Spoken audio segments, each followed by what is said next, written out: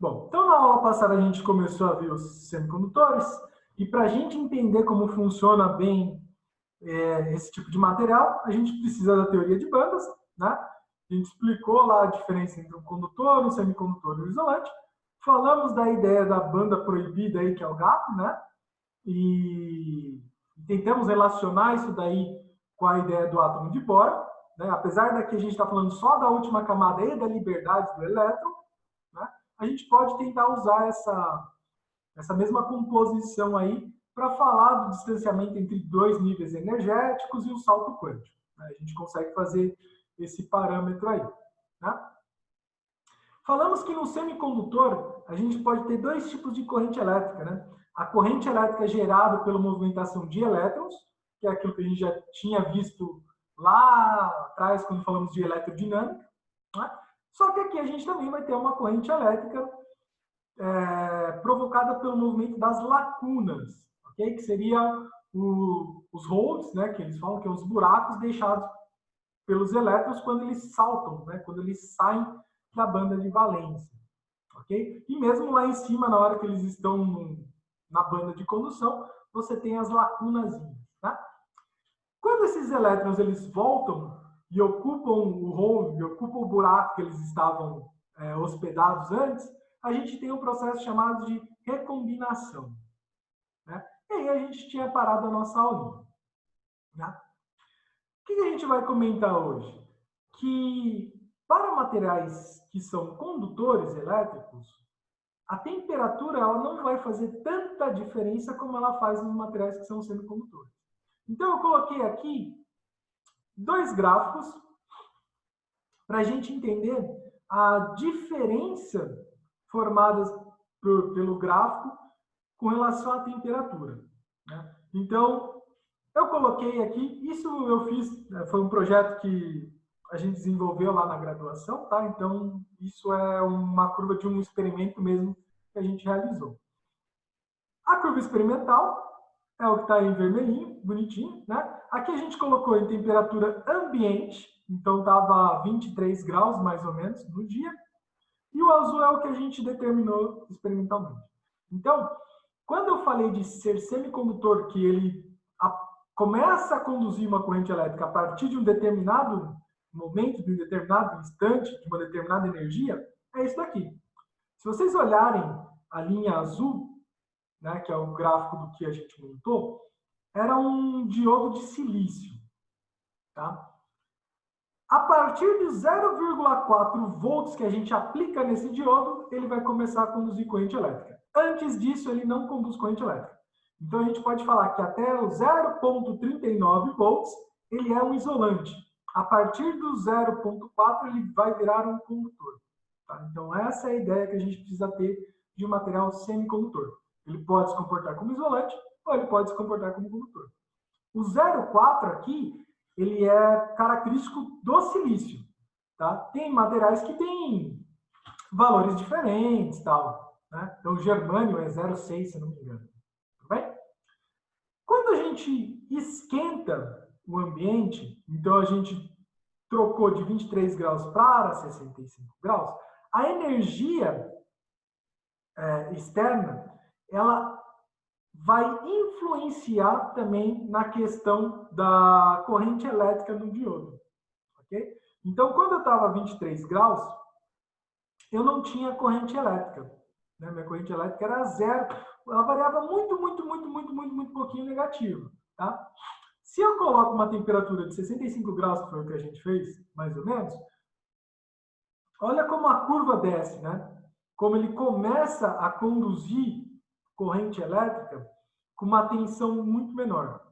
Tá? Então, a gente pode ver aqui ó, que mais ou menos eu precisaria de menos 7 volts para ter um mínimo de oscilação lá na linha vermelha, na curva vermelha, tá? Que é 23 graus. Já para a curva azul, que é 65 graus, ele começa a ter diferença já a partir da tensão zero. Né? Então, eu nem precisei aplicar muita tensão, ele já está tendo aí, gerando uma corrente elétrica negativa. Tudo bem, povo? Sossegado? Sossegado. Tranquilo. Maravilha.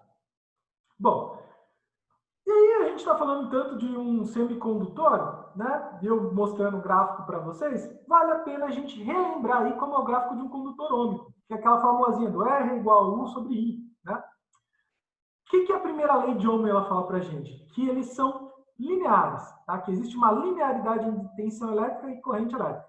Se eu aumento a tensão, eu aumento a corrente elétrica desde que eu esteja trabalhando com o mesmo resistor. Tá? E esse resistor ele for ômico. Para os diodos, eu tenho essa situação aqui. Né? A minha corrente ela vai ser zero até atingir uma certa tensão e depois a corrente ela vai aumentando exponencialmente. Tá? Tanto na parte positiva quanto na parte negativa. Tudo bem? Então, lá para o silício, aqui, esse ponto ele seria 0,4, 0,47, 43. Tranquilos? Então, essa é a diferença entre os dois tipos de materiais, o condutor e o semicondutor. Bom, só que o que acontece? Né? Às vezes a gente quer que o material, que o nosso semicondutor, ele comece a produzir mais corrente elétrica por elétrons, mais corrente elétricas pelas lacunas. A gente quer que demore mais, tenha uma tensão maior para ele começar a conduzir corrente elétrica, que tenha uma tensão menor para ele começar a conduzir corrente elétrica. Que nem eu falei, o silício puro é o 0,4, mas vamos supor que você tem um instrumento lá que precisa gerar corrente a partir de 0,23, né? Então, a gente vai precisar fazer um processo chamado de dopagem. Tá? O que vai ser a dopagem? Vai ser a gente acrescentar no cristal... Pausa dramática. O que é um cristal? O que é uma rede cristalina? Né? Se eu pegar vários átomos de um mesmo material sólido e aí eles vão ter uma disposição cristalina, eles vão ter uma rede cristalina que a gente chama. Então, eles vão se ligando e vai formar aquele emaranhado lá de átomos. Tá? Isso daí é um cristal. Então, o que a gente vai fazer? A gente adiciona uma impureza nesse cristal. Então, pensa que eu tenho lá silício, silício, silício, um monte de silício junto, e de repente eu vou e pum, coloco, sei lá, um enxofre lá no meio, né? Um flúor lá no meio. Então, eu gerei uma impureza, eu coloquei um elemento que era diferente do elemento natural, para eu ter excesso de lacunas ou excesso de elétrons nesse meu material. Tranquilo o processo de dopagem, gente? Sim. Sim. Beleza. Sim. E aí a gente pode dar nomes, né? Só para ver se um cristal ele é dopado ou não. E aí a gente chama de semicondutor intrínseco, quando ele é puro, a gente não acrescentou nada, ele é, sei lá, só de silício, só de germânio, tá? Ou um semicondutor extrínseco, se a gente colocou alguma impureza nele, né? De maneira a aumentar a condutividade, de maneira a fazer a corrente elétrica ser propagada mais rápido ou mais devagar, certo? E aí essa impureza pode ser qualquer material. Coloquei aqui arsênio, galo, enxofre, flúor, são os principais, tá? Bom, e aí pensando nessa ideia de dopagem, a gente pode ter dopagem de dois tipos, né? A gente vai ter dopagem do tipo P e as dopagens do tipo N, tá? Dopagem do tipo N é quando a gente vai deixar o cristal mais negativo. E para deixar o cristal mais negativo, eu vou ter que adicionar elétrons nele. Tá? Então, o que a gente vai fazer? A gente vai pegar um elemento que tenha bastante elétron e vai colocar no meio desse cristal. E aí a gente vai ter elétrons livres por esse cristal todo. Tá? Significa que a gente tem mais elétrons do que lacuna. Então, o meu cristal ele vai ficar carregado negativamente. Tá?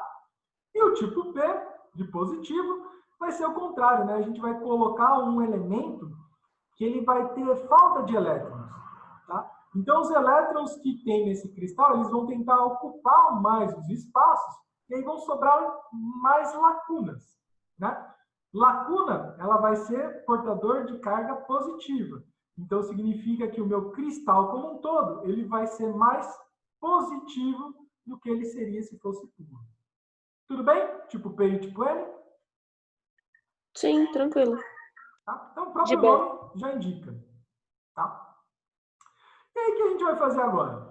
Não contente em eu colocar cristais P ou cristais N, eu vou juntar esses dois cristais, né?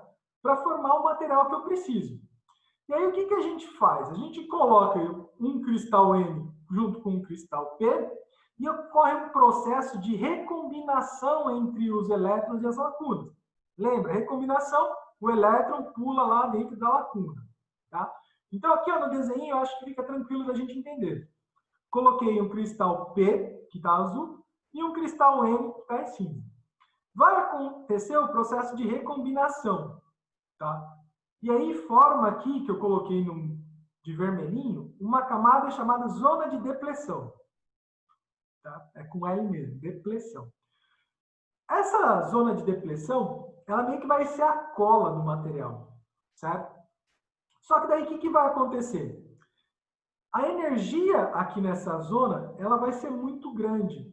Então, os elétrons que estão do lado cinza aqui, no cristal N, não vão conseguir pular para fazer recombinação com as lacunas que estão aqui no lado azul, no cristal positivo. Certo? Então, significa que eu vou ter um material polarizado. Vou ter um material com polo desse lado aqui que vai estar negativo e um material com polo desse lado aqui que vai estar positivo. Certo? Então, eu deixo de ter cristal todo positivo e deixo de ter cristal todo negativo para ter um cristal só que tem um polo positivo e um polo negativo. Tudo bem? Tudo bem. Tá. Tudo ótimo. Vou acrescentar uma informação aqui. Provavelmente vocês não iriam fazer essa analogia, mas vale a pena a gente bater na tecla. Isso daqui é diferente de uma pilha, hein, gente? A pilha tem lá o polo positivo e o polo negativo. São reações químicas que acontecem lá e indica somente a movimentação do elétron na pilha. Tá? Nesse caso, não. Nesse caso, a gente está falando de um material propriamente dito. Okay? Então, o material ele vai ter lá um monte de elétrons sobrando de um lado e um monte de lacuna sobrando do outro lado. Tá? Quando a gente junta o cristal N e o cristal P, que a gente tem a junção PN, a gente vai ter um elemento, né, chamado de diodo. O diodo ele vai ser um elemento semicondutor, ele vai ser tipo um resistorzinho, né, aquele componente eletrônico, pequenininho, só que em vez de ser um resistor, ele vai ter um diodo. E esse diodo, no caso, a gente chama de diodo retificador. Certo? Por que a gente vai usar um diodo retificador? Ele vai fazer com que a corrente elétrica que passe por um aparelho, ela tende a ficar o mais contínua possível. Tudo bem? Por quê? A corrente que chega através da tomada, ela vai ser uma corrente alternada. Então, tem hora que ela está positiva, tem hora que ela está negativa. Tem hora que ela está positiva, tem hora que ela está negativa. Né? O diodo retificador, ele vai tirar uma dessas partes. Ou ele vai deixar só a parte negativa, ou ele vai deixar só a parte positiva. Tá? Então, esse cara, ele é usado basicamente em tudo. Coloquei aqui, ó, televisão, computador, aparelho de som, enfim. Tudo que você ligar na tomada que vai puxar uma corrente alternada, tem que ter um diodo retificador para transformar isso numa corrente contínua. Tá? Então, para entendermos melhor, o gráficozinho aqui que eu peguei da internet. Então, a corrente alternada, né, antes de passar pelo diodo, é isso. Ó. Eu tenho acima do eixo a parte positiva e abaixo do eixo a parte negativa. Quando eu coloco o diodo retificador aqui, ou eu elimino a parte de cima, ou eu elimino a parte de baixo. Né? Costumamos trabalhar com a parte positiva. Então, ele vai eliminar a parte de baixo e aí a nossa corrente ela vai ficar dessa forma assim. Tá? O contínuo não significa que é um valor só. Ela vai ter pequenas alterações ainda assim. Tá? Mas todas as alterações vão ser positivas. Não vão ter alterações positivas e negativas. Beleza? Um diodo? Beleza. Outro tipo de diodo bonitão e bem usado aí na nossa vida, que revolucionou um pouco os materiais que a gente usa, os eletrodomésticos e coisas do tipo, é o LED. Tá? O LED ele é um diodo, tem lá uma junção PN, só que ele vai ser um diodo que emite luz. Então, essa significa a sigla dele, né? O LED, ele é um diodo emissor de luz. Tá em inglês, por isso que está aí nessa ordem. O que acontece? A zona de depressão, ela vai gerar uma energia muito grande, que é o que eu falei para vocês, né? E a energia que vai sendo perdida ali, ela é emitida em forma de cor. Lembra? O salto quântico que a gente falava no modelo de Bohr, né? Então, o meu elétron ganha energia, ele sobe lá para um nível energético. Quando ele perde um pouquinho de energia, ele decai para o nível fundamental dele. E aí, nesse decaimento, nesse salto quântico, ele emite luz, né? Ele emite um fóton. A ideia aqui vai ser a mesma. Então, para fazer o processo lá de recombinação, perdeu energia, e aí essa energia que foi perdida, ela é transformada em luz. Tá? Tem um gráficozinho que eu peguei da internet também, que mostra aí como seriam os LEDs de determinada cor, né? Então, o pessoal sabe qual que é a energia que vai ter que ser perdida no processo de recombinação. Então, eles colocam lá a quantidade de elementos, quantidade de impurezas no cristal para ter o cristal P, para ter o cristal N, e aí eles juntam os dois. Tá? Aqui, eu estou fazendo uma relação para comprimento de onda e intensidade emitida. Então, se vocês olharem aqui, a gente tem lá o comprimento de onda para o LED azul, comprimento para o verde, para o amarelo, e assim por diante. Tá? Então, é só para a gente explicar por que existe LED que é azul, por que existe LED que é vermelho e assim por diante. Tá? Então, professor, pode falar. No caso daquelas lâmpadas e luzinhas de LED que mudam de cor, é por conta da variação, né? Sim, ali você tem uma maneira de controlar corrente elétrica, né? E aí o que Que da acontece? hora. As energias que vão sendo gastas nas recombinações são energias diferentes, e aí ele vai emitir luz de cor diferente. Belezinhas? Entendi. Ótimo. Então, é tudo pelo processo de recombinação. Recombinou, se gasta energia X, vai ser verde. Se gasta energia Y, vai ser amarelo, tá? E toda essa recombinação, ela vai ser diferente por causa do processo de dopagem. Tranquilos? Tranquilos. Tá. Essa parte de semicondutores, gente, é interessante a gente entender a teoria, né? Tem cálculos e mais um monte de coisa por trás disso daí, mas para a gente só identificar por que os LEDs eles têm cores diferentes, por que a gente precisa ter um diodo no aparelho, tá? Então é algo bem por cima assim, mas é algo muito importante porque é o mais próximo do nosso dia a dia. Por isso que eu quis dar essa aula para vocês. E aí a gente vai falar do último componente, que são os transistores, né?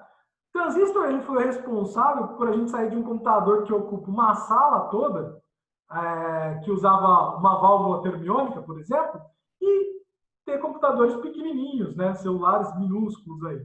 Tá? Então, o que acontece com um transistor? A gente vai ter uma junção não de 2 cristais, mas de 3 cristais, certo? Então, eu posso ter lá uma junção PNP ou uma junção NPN, certo? E aí, se vocês observarem aqui a fotinho do transistor, ele tem 3 perninhas, né? Uma para cada cristal.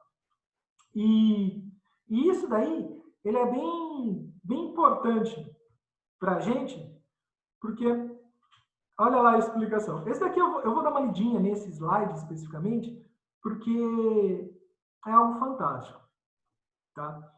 Então, olha lá. Quando é aplicada uma tensão ao terminal do meio, ele permite que a corrente elétrica circule pelos outros 2 terminais. Tá? Então, a gente precisa aplicar tensão para fazer uma corrente elétrica no cristal do meio, e aí, consequentemente, você vai ter o processo lá de combinação e tudo mais nos outros 2 cristais, certo?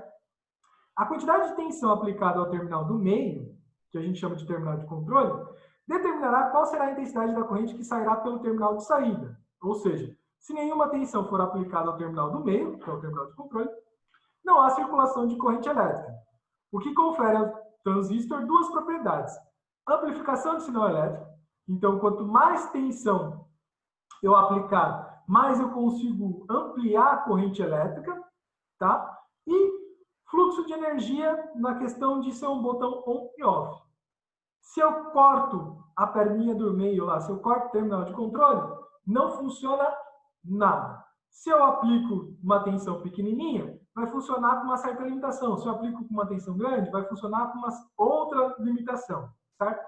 Então, esse cara aí permitiu a gente controlar os sinais elétricos, tudo bem? Coisa que era feita antes por cada uma das válvulas. Beleza, minha gente?